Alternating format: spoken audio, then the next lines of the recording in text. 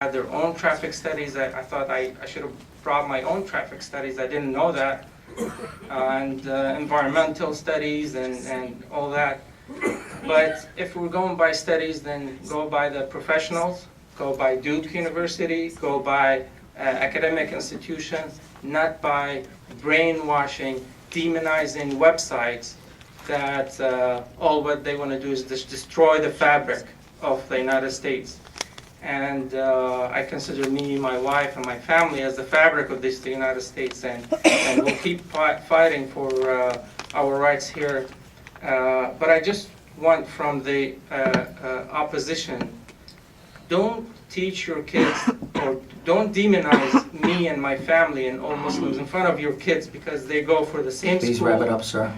They go for the same, they go and go for the same schools and the same playgrounds, and I don't want this to repeat again. Thank you.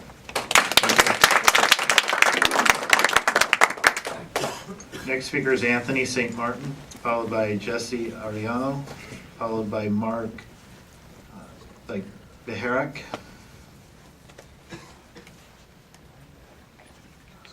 Anthony St. Martin? No? Next speaker is Jesse Ariano. Greetings. My husband and I have lived in the Temecula area. My husband for 42 years. I've lived here for 31 years. My grandmother was actually born in Nicholas Valley. We've watched Temecula grow. I think that we may be the most affected by this. We are actually the neighboring property to the property.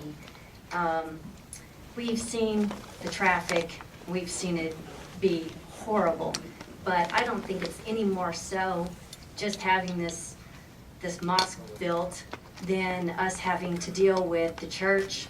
The church is being built. I think that on Sundays, it's ridiculous, but no more so than Monday morning through Friday morning, us trying to get out of our driveway because of the school traffic. Us, driving down Nicholas Road. One of my main concerns is actually the drainage. It didn't appear that the city did anything about when the two churches were built because of the flood. We have water that actually sheet flows from across the property and onto our property that I'd like really to be dealt with. Nicholas Road is a horrible road to drive on. It has been forever, and I'd like that to be taken care of also. More so the noise. Wednesday night, my dogs howl because of all the noise that comes from the church. But you know what? It's not any big deal. So I'm not opposed to the mosque coming in. I'd just like those issues to be taken care of, the drainage and this Nicholas Road. And our thought on it is that, you know what? Let the mosque come in. It'll just bring God that much closer to us. Thank you. Next speaker is Mark Herrick, followed by Teresa Formentera, followed by Kathy Head. Thank you for the privilege to address you. My name is Mark Herrick. I'm a resident of Temecula. I'm a practicing Catholic. I come here representing no group, but I feel compelled to speak in favor of the mosque and Islamic Center here. I've had the privilege of living for more than a year of my life in the Hashemite Kingdom of Jordan, one of the more moderate Islamic states, where there are churches, including Baptist ones, and where nobody gets their hands cut off, and where I was shown such great hospitality that I am deeply embarrassed and saddened by some of what I've heard here. Most Muslim families, like my family who came to this country in the 1950s and in the 1850s, the Irish, came here seeking freedom and opportunity, and they found it. And most important of all these freedoms are the freedom to worship Allah, God, as we see fit, and freedom of conscience, because the free market of ideas is vital to any republic, especially a secular republic like the United States. I'm thankful to the United States for its freedoms, but these are freedoms we must vigilantly protect against tyrants and fools. If we deliberately squash the Constitution for one group, we cheapen the liberty of all groups. Simply put, if we forbid mosques, we do not deserve churches. Finally, if we refuse the right of worship to moderate Muslims, we will be the ones responsible for turning moderates into extremists, because we will have rejected the hand of friendship that was offered to us. Thank you very much.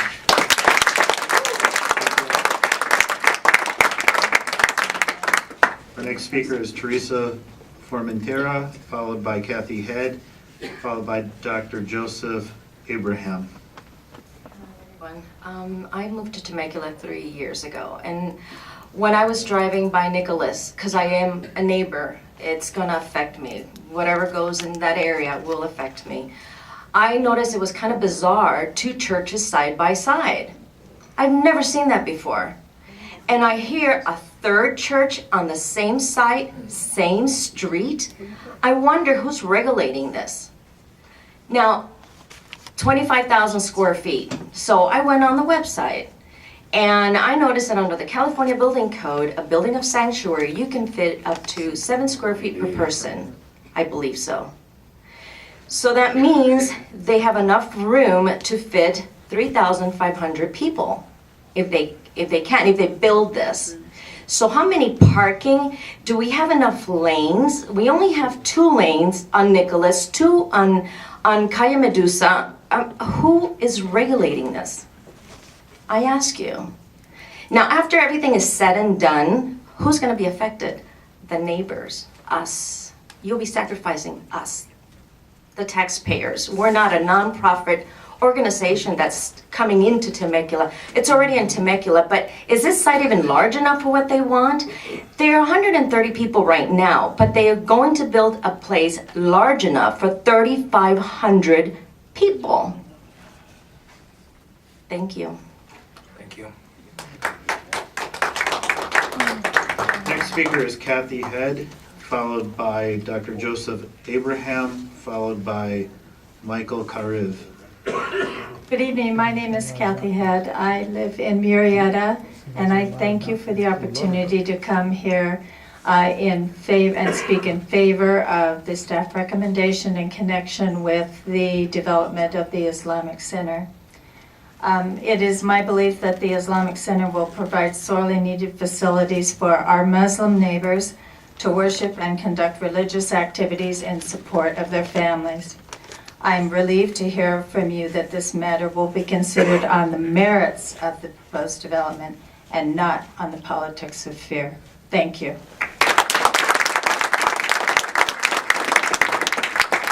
Next speaker is Dr. Joseph Abraham, followed by Michael Kariv, followed by Adam Aranta. This meeting, of course, without any question, we should have tolerance as America to all Muslim people, to anyone, not just Muslim. This is what America is all about. But also what America is all about, that she cannot give the constitutional right and the First Amendment to people against Constitution. It is totally rejected. In this case, we have 0 tolerance to any religion against the United States Constitution and against the human rights. The religion who say any Muslim change his religion should be killed, as the Prophet said, when he died, 75% renounced Islam. They waged war against them, Hurub al-Ridda, the law of apostasy. All Muslims know that. A lot of Muslims became Christian in Egypt, they killed. Because this is Islamic law. We cannot accept any law against United States Constitution. The beating of the wife. The Prophet said clearly to explain, all Muslim scholars say that. In Quran, Surah 4, verse 34, if you fear disobedience, you can beat your wife. In Quran, Surah 4, verse 34, Muhammad said in the Mukhshari, while explaining this verse, hang the whip so your wife can see it. It is very clear. She cannot sue her husband for wife abuse. This is not just a religion. Freedom of religion, okay, like Buddhism, like Hinduism, like liberal Islam. But if Islam Genuine Islam cannot be accepted. Muhammad said clearly, I was ordered by God. It is not just unknown, it is known. I was ordered by God to fight all people until they say I am his prophet. And they waged all the war. Everyone knows the history. Everyone knows the history.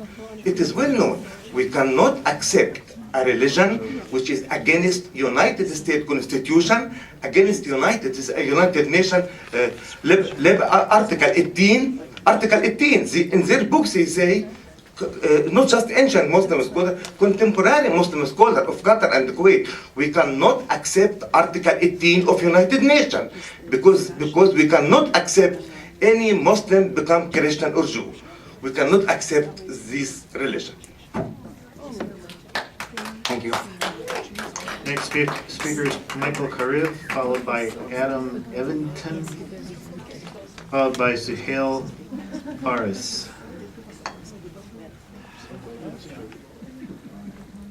Michael Karev. Next speaker. Next speaker is Adam Evington.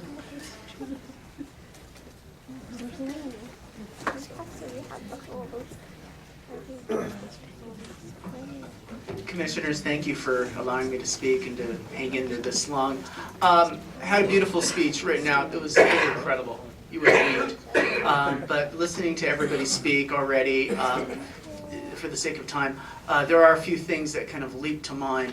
One of them is, first and foremost, this is of course a land use issue. And listening to the arguments and seeing that the opposition to the mosque, and I personally am very much in support of this mosque. It needs to be built, it must be built, it should be built. But the opposition has shown that they are talking to lawyers. I wonder if making the decision on this very important project with a mitigated negative declaration is not doing the applicant a disservice, and maybe perhaps expanding it to either address some specific issues that are raised and may still be a little bit squishy, or in fact go with a full EIR. I'm sorry that some of the proponents might not want to hear that, but it is a great project. It's a beautiful project, needs to be done, but I can see this thing ending up in court so quickly and being back here in about a year, year and a half. Those are just some thoughts. Thank you. Thank you. Next speaker is Suhail Ferris, followed by Noreen Shakur, followed by Walid Abdullah. Thank you all. My name is Suhail Ferris. I'm a Palestinian American and I'm very proud of my country, both countries, Palestine and America. I came here 15 years ago as a student. I have a family, I have 4 children. My wife and I would like to have more kids. I live in Temecula and I am staying in Temecula and I am not going back to Palestine. I would like to define Islam for those ones who do not understand what Islam means. Islam means submission and surrender in obedience and sincerity to the Creator and the Sustainer of the universe. Islam is a verb in the Arabic language. It's not a name. It's not a name of a religion. This message of submission and surrender with obedience and sincerity is the message of Moses from Elohim in the Hebrew language, is the name of God. And it's the message of Jesus. He said, I submit to you. Then he fell down on his face and prayed. So this is the message of Eli also to Jesus, which is the original name of God in the Aramaic language in the new scriptures. And this is the message of Allah to Muhammad, peace be upon all of them, Muhammad, Jesus, and Moses, and the rest of the prophets. So this is what Islam means. This mosque is intended to be built so we could go to it, fall down on our faces, and submit to our Lord. My Lord, your Lord, her Lord, and everybody's Lord. We might have different understanding of what religion is, Christian, Muslims, Jews, whatever, but we all pray to the same God. And this is the true intention of this mosque. We are not terrorists, and we are not scaring anybody. We are the ones who are living in fear, and we are the ones who are scared. Since 9/11, George W. Bush was asked on TV, do you consult with your father on foreign policies? He said, I consult with our father. And since that day, this country has been injected with fear day after day, and we are, the Muslim Americans are the victims of this fear. One day, and just like the American people are the victims of 9/11 and Osama bin Laden, because he is under the name of God. To be honest with you, when Bush did that statement, I did not see a difference between him and the people who believe in that statement. Osama bin Laden. The true terrorist is the one who is injecting this society with